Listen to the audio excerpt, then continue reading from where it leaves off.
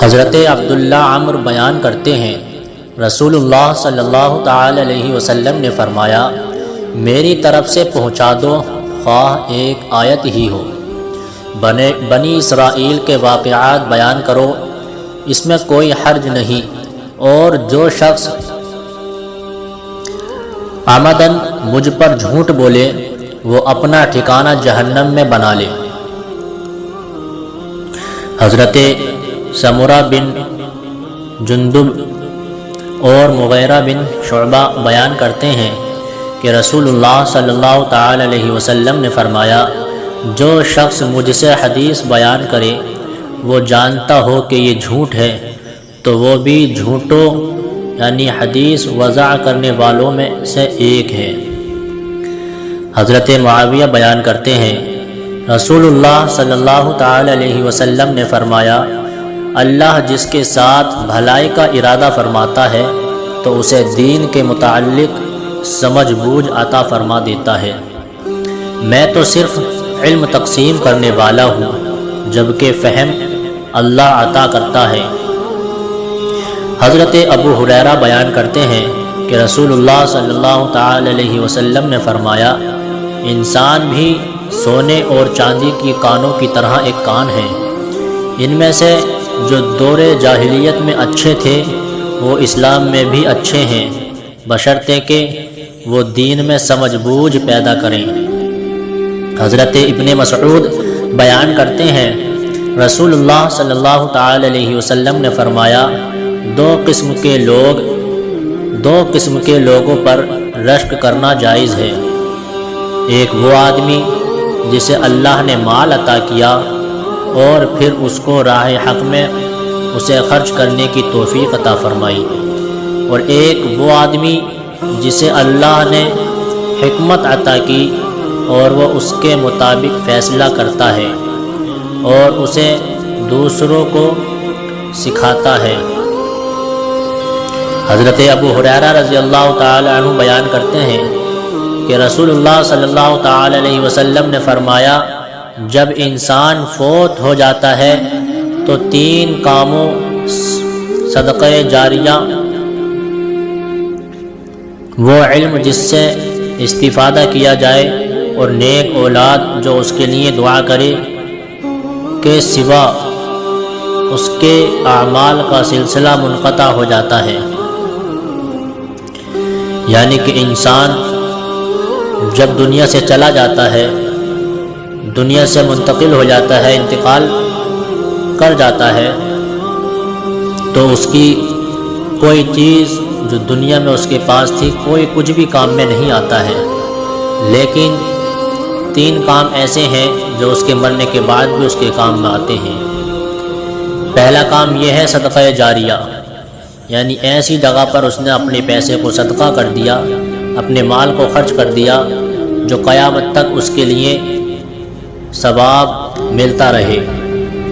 اور نیک وہ علم کہ جو استفادہ یعنی کہ جس سے لوگ فائدہ اٹھائیں، اس نے اپنے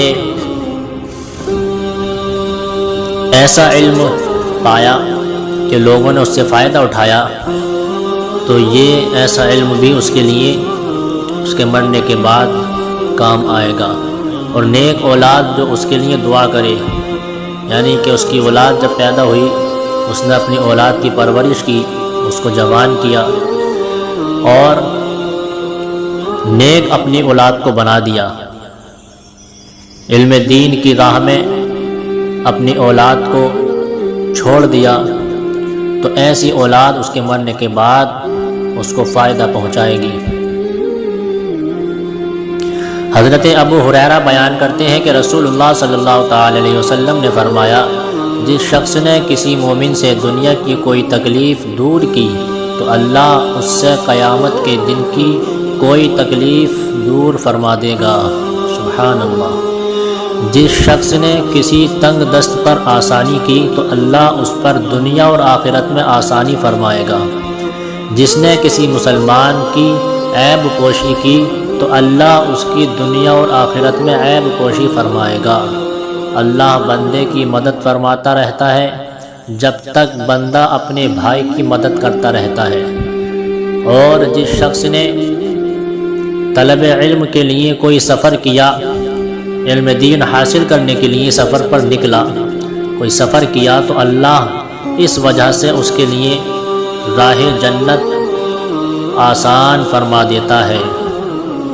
اور جب کچھ لوگ اللہ کے کسی گھر میں اکٹھے ہو کر اللہ کی کتاب کی تلاوت کرتے ہیں اور آپس میں پڑھتے پڑھاتے ہیں تو ان پر سکینت نازل ہوتی ہے، رحمت انہیں ڈھانپ لیتی ہے، فرشتے انہیں گھیر لیتے ہیں، اور اللہ اپنے پاس فرشتوں میں ان کا تذکرہ فرماتا ہے، اور جس کے عمل نے اسے پیچھے کر دیا تو اس کا نسب اسے آگے نہیں بڑھا سکے گا۔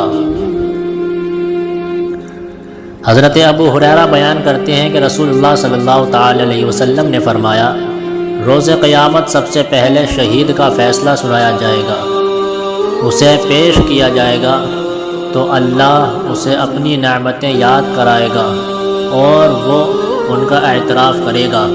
پھر اللہ فرمائے گا، تو نے ان کے بدلے میں شکر کے طور پر کیا کیا کیا؟ وہ عرض کرے گا، میں نے تیری خاطر جہاد کیا حتیٰ کہ مجھے شہید کر دیا گیا۔ اللہ فرمائے گا، تو نے جھوٹ کہا کیونکہ تو نے داد شجاعت حاصل کرنے کے لیے جہاد کیا تھا، تو وہ کہہ دیا گیا۔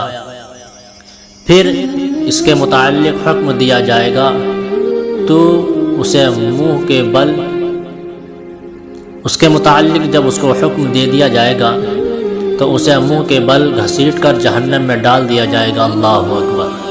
دوسرا شخص جس نے علم حاصل کیا اور اسے دوسروں کو سکھایا اور قرآن کریم کی تلاوت کی، اسے بھی پیش کیا جائے گا تو اللہ اسے اپنی نعمتیں یاد کرائے گا، وہ ان کا اعتراف کرے گا۔ اللہ پوچھے گا کہ تو نے ان کے بدلے میں کیا کیا کیا؟ وہ عرض کرے گا، میں نے علم سیکھا اور اسے دوسروں کو سکھایا، اور میں تیری رضا کی خاطر قرآن کی تلاوت کرتا رہا۔ اللہ فرمائے گا، تو نے جھوٹ کہا، البتہ تو نے علم اس لیے حاصل کیا تھا کہ تمہیں عالم کہا جائے، اور قرآن پڑھا تاکہ تمہیں قاری کہا جائے۔ وہ کہہ دیا گیا۔ پھر اس کے متعلق حکم دیا جائے گا تو اسے منہ کے بل گھسیٹ کر جہنم میں ڈال دیا جائے گا۔ اللہ اکبر۔ اور تیسرا وہ شخص جسے اللہ تعالیٰ نے مال و زر کی جملہ اقسام سے خوب نوازا، جسے اللہ رب العزت نے خوب مال و دولت سے نوازا ہوگا، اسے پیش کیا جائے گا تو اللہ اسے اپنی نعمتیں یاد کرائے گا، وہ انہیں پہچان لے گا تو اللہ پوچھے گا، تو نے ان کے بدلے میں کیا کیا کیا؟ وہ عرض کرے گا، میں نے ان تمام مواقع پر جہاں خرچ کرنا تجھے پسند تھا خرچ کیا۔ اللہ فرمائے گا، تو نے جھوٹ کہا، تو نے تو اس لیے خرچ کیا کہ تجھے بڑا سخی کہا جائے۔ تو وہ کہہ دیا گیا، دنیا میں ہی اس کا بدلہ تجھے مل گیا۔ پھر اس کے متعلق حکم دیا جائے گا تو اسے منہ کے بل گھسیٹ کر جہنم میں ڈال دیا جائے گا۔